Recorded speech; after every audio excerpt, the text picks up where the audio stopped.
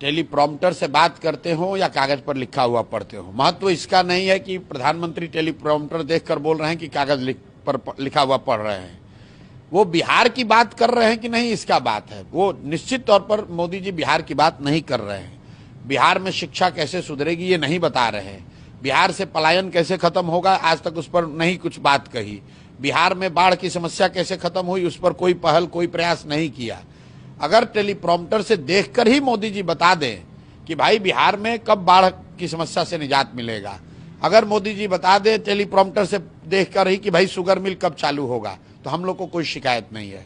रह गई बात तेजस्वी यादव की, तो तेजस्वी यादव ही भी तो रोज कागज पर लिखा हुआ ही पढ़ रहे हैं। अरे भाई तुम कागज पर लिखा हुआ नहीं पढ़ोगे तो मुरेठा बांधोगे, लोगों को समाज में गाली गलौज की बात करोगे, आप भी कुछ नहीं कह सकते हैं।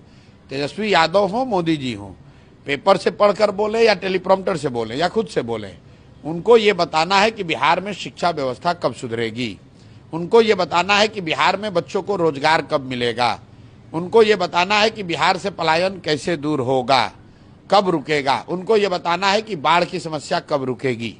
अगले 5 साल के लिए बिहार कैबिनेट ने 1 करोड़ युवाओं को रोजगार देने की बात की है। भाई देखिए, इन निर्णयों पर आप लोग चर्चा भी क्यों करते हैं? पिछले 20 वर्ष से नीतीश कुमार मुख्यमंत्री हैं। 20 वर्ष में कम से कम दसियों हजार बार कैबिनेट बैठी होगी, हजारों निर्णय लिए होंगे। 20 वर्ष में उनको यह ध्यान नहीं आया कि बिहार के लोगों को रोजगार देना है। आज जब 1 महीने के बाद चुनाव है और कैबिनेट का अब कार्यकाल मुश्किल से 3 महीना बचा है, तब आपको ध्यान आ रहा है। और अगर ध्यान आ रहा है तो अभी दो, 5 वर्ष के बाद क्यों? इसलिए कि फिर एक बार वोट दे दो और फिर ये सब लूटपाट मचाएगा, फिर 5 वर्ष और बिहार को लूटेगा। और तो इनका कुछ है नहीं। अगर इनके पास